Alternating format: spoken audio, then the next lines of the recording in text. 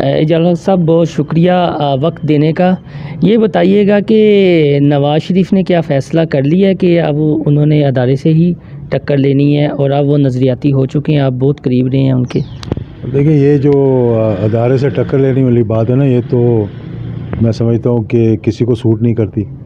और उन्होंने अब ख़ुद मेरा ख़्याल है कि एहसास हो गया होगा, क्योंकि अब उनके लहजे में काफ़ी तब्दीली आई है कि जिस अदारे ने इन लोगों को परवान चढ़ाया, उसी मतलब के प्लेट के अंदर जब छेद करने लगेंगे तो फिर उसका कोई अच्छा रिज़ल्ट नहीं आएगा। ये पॉलिटिकल टैक्टिक्स हैं। एक तो उनको ये पता था कि मैं अब बाहर हूँ, वापस आने का भी कोई फ़िलहाल इरादा नहीं था। कि बाहर जाने के लिए भी मैं समझता हूँ एक एनआरओ हुआ था, जो कि पब्लिक को नहीं पता कि वो जो प्लेटलेट्स काउंट में जो तब्दीली आई थी, वो ही एक एनआरओ की डील थी कि किस तरीके से प्लेटलेट्स को गिराया गया और फिर बाहर भेजा गया। अब उनके अंदर भी एक डिवीज़न है। एक तरफ वो लोग हैं जिन्हें मालूम है कि इस वक्त नवाज़ शरीफ जो हैं वो नाअहल हो चुके हैं और उन्होंने वापस वज़ीर आज़म बनना नहीं है, और शहबाज शरीफ साहब को वो एक्सेप्ट नहीं करते वज़ीर आज़म के तौर पे। तो चंद एक शख्सियात उनकी पार्टी में हैं जो कि वज़ीर आज़म बनने की ख्वाहिशमंद हैं। तो वो जो कहते हैं ना कि शाह से ज़्यादा शाह के वफ़ादार बनने की कोशिश में वो इस किस्म की बयानबाजी कर रहे हैं। वरना मैं समझता हूँ कि मुस्लिम लीग नून जितनी प्रो इस्टेब्लिशमेंट जमात थी, और अब भी उसके अंदर मेजॉरिटी जो है प्रो इस्टेब्लिशमेंट है, और हरकत उनके साथ राब्ता भी है। अच्छा, आपको बता देंगे कि कौन कौन राब्ते के इम्कान है? देखिए, राब्ता आज तक किसी के दरवाजे बंद नहीं हुए। हर किसी की ये ख्वाहिश होती है कि मुझे टेलीफोन आए और मेरे से बातचीत की जाए। कोई ऐसा शख्स नहीं मैंने देखा सियासत के अंदर जो ये कह दे कि जी मेरा कोई इस्टेब्लिशमेंट के साथ राब्ता नहीं है, और अगर वो राब्ता करें तो मेरी ख्वाहिश नहीं है कि मैं उनसे मिलूं। मरियम कहती है, मरियम ने DGISPR को तनकीद का निशाना बनाया। ये बताया कि आपके लेवल की बातें नहीं है, राब्ते ऊपर की सतह पर होती हैं। क्या मरियम इतनी बड़ी हो चुकी है आपकी नज़र में कि ऊपर से राब्ते होते हैं उसके साथ? देखिए, मैं उसके बारे में तो कुछ नहीं कहूँगा, क्योंकि हमारे से तो बहुत वो बच्ची है हमारे आगे तो बिल्कुल। लेकिन ये चैलेंज करना जी कि हमारी आपसे लड़ाई नहीं है, हमारी तो उनसे है जो आपको लाने वाले थे, ये एक सारा ढकोसला सा बनाया हुआ है इन्होंने। जिस तरह के मेरे ख्याल में PDM में ज़्यादातर जमातों का यही बयानिया है, और बयानिया भी एक दूसरे से अब नहीं मिल रहा। तो मेरा ख्याल है कि ये बात कहना कि जी फ़लाँ से मेरी लड़ाई नहीं है, मेरी किसी और से लड़ाई है, ये सिर्फ अदारे को मुतनाज़ा बनाने के लिए। एक बात मैं ज़रूर कहूँगा कि ये जो 5th जनरेशन वॉर है, जो कि मीडिया या सोशल मीडिया, उसमें एक ही पॉइंट को उजागर किया जाता है, और वो ये है कि जिन अदारों की इज़्ज़त है आवाम के दिलों में, या जो मुतनाज़े नहीं है उनको मुतनाज़े बना दें।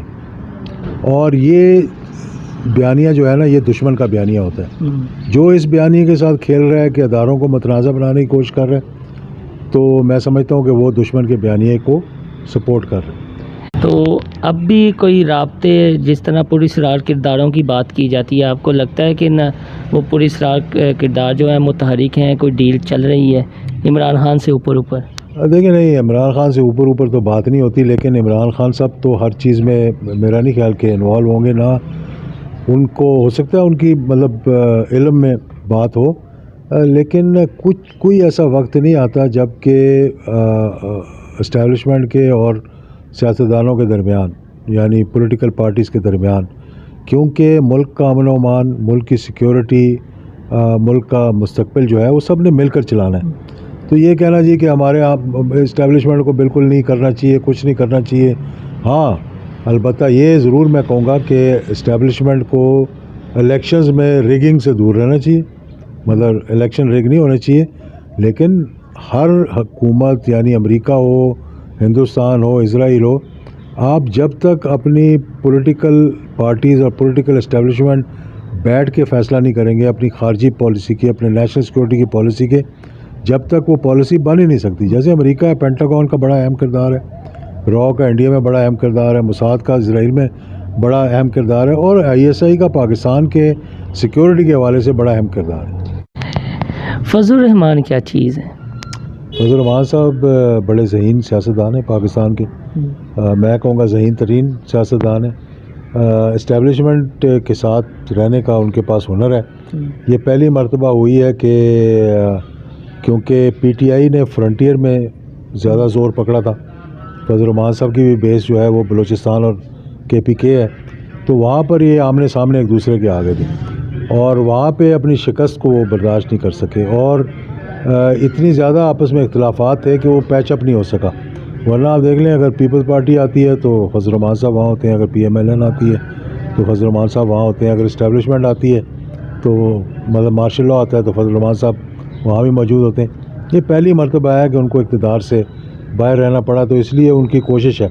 लेकिन मैं ये बात बड़ी मतलब वाज़ेह तो नहीं कह सकता, लेकिन ये जमातें मौलाना फजल रहमान साहब को इस्तेमाल करके, क्योंकि इस वक्त जो पब्लिक है या आप कह लें कि जो दीनदार लोग हैं, कुछ मदरसे हैं, वो फजल रहमान साहब के साथ हैं और उन्हीं की स्ट्रेंथ पे पीपल्स पार्टी और PMLN, क्योंकि ये ज़्यादा क्राउड को नहीं खींच सकते, मतलब इनके पीछे इतना क्राउड नहीं बाहर आएगा, तो वो मौलाना साहब को इसलिए इस्तेमाल कर रहे हैं। यानी ये जरदारी और नवाज शरीफ मौलाना को इस्तेमाल कर रहे हैं। जरदारी नवाज शरीफ मौलाना को सदर बनाया हुआ है PDM का, और इस्तेमाल का मतलब ये नहीं मैं कहूँगा इस्तेमाल है। मौलाना साहब तो शायद एक हमदर्दी के साथ और सही मुखलिस तरीके से चल रहे होंगे, लेकिन आप देख लेंगे बहुत जल्द आपके सामने आ जाएगा, लॉन्ग मार्च से पहले या बाद में, मेरा ख्याल है पहले ही आ जाएगा कि कुछ जमातें जिनका ऑलमोस्ट NRO हो चुका है वो तितर बितर हो जाएंगी। यानी PDM की कुछ जमातों का NRO हो चुका है, मतलब बातचीत हो चुकी है, उनके केसेस ख़त्म हो रहे हैं, उनको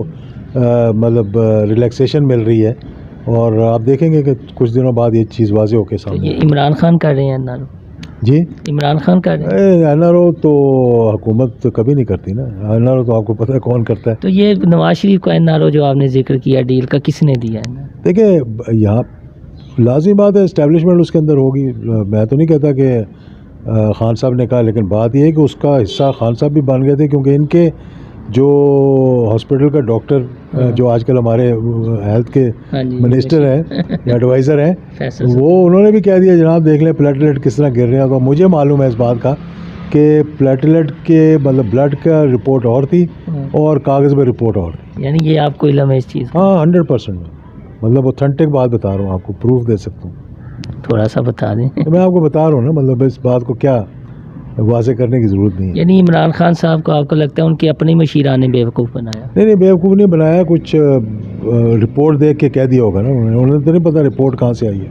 नहीं वही कह रहे हैं ना कि इमरान खान को रिपोर्ट दिखा दी गई। रिपोर्ट नहीं दिखा दी गई, उनको मशवरा दिया गया, उनको उनके एडवाइज़र्स ने बताया जिनको उन्होंने भेजा था चेक करने के लिए कि जी वाकई प्लेटलेट गिर रहे हैं, तो वो क्या कहते हैं। और ये आप यानी ज़िम्मेदारी से कह रहे हैं कि रिपोर्ट्स जो हैं नवाज शरीफ की वो और जो दिखाई गई हैं वो और थी, और इस बुनियाद पर फिर कहा गया कि वो मरने वाले हैं जाने। बस वो तो तय हो गया था ना पहले कि उन्होंने बाहर जाना है। तो नून लीग की जानिब से इस डील में कौन शामिल था? शहबाज शरीफ और ख्वाजा आसिफ यहाँ? नहीं, इसमें बहुत से लोग शामिल थे। डायरेक्ट नवाज शरीफ साहब के साथ भी बातचीत मेरे ख्याल होती रही है हॉस्पिटल के दिनों में, हॉस्पिटल से पहले भी, हॉस्पिटल के दिनों में भी, और पैगाम आते जाते रहे। सेनेट के इलेक्शन के बाद क्या होगा? 5 साल या शराजात जैसा आपने कहा बिखर जाएगा? देखिए, मेरा नहीं ख्याल, ये तो सारी क्या सराही है ना। अगर हम अपोजिशन पे जाएं तो अपोजिशन जो है हमेशा तारीखें देती रहती है अगले के, एक लोगों के अंदर एक इंसेंटिव पैदा करने के लिए, अपने वर्कर्स को तैयार रखने के लिए, उनको हौसला देने के लिए। मेरा नहीं ख्याल, मुझे कुछ नज़र नहीं आ रहा कि इस वक्त मौजूदा अपोजिशन में इतनी क़ुव्वत है कि वो हुकूमत को बरतरफ कर सके। मरियम को लास्ट में बता दें कौन सी चीज़ नहीं टिकने देती? चाचा जेल में, अब्बा जी बाहर, लेकिन वो उंगली हिला हिला के ये एक सियासत कर रही है। क्राउड को देखता है जब सियासतदान, तो वो फिर ये नहीं देखता कि मेरा चाचा जेल में है या मेरा क्या भतीजा जो भी लगता है मतलब कज़न जेल में है, वो ये देखते हैं कि भाई मेरी कितनी पजीराई हो रही है। और अब वो जाती हैं जब बाहर, तो जमात का कोई और जो भी जाए शख्सियत, तो इतने लोगों को नहीं अट्रैक्ट कर सकती जितना वो करती हैं। और मैं समझता हूँ कि PMLN के अंदर नवाज शरीफ साहब के बाद अगर कोई लीडर है तो वो मरियम ही बन सकती है। शहबाज, इनका मतलब कि पब्लिक के अंदर इनका वो नहीं है जो। तो आपको लगता है एक फ़ोन आ गया तो मरियम भी चली जाएगी? मैं ये नहीं कहता कि क्या पोजीशन होगी, क्योंकि ऐसे प्रेडिक्शन करना ठीक नहीं लगता, लेकिन ये मुझे पता है कि PMLN जो है वो राब्ते में है। Thank you.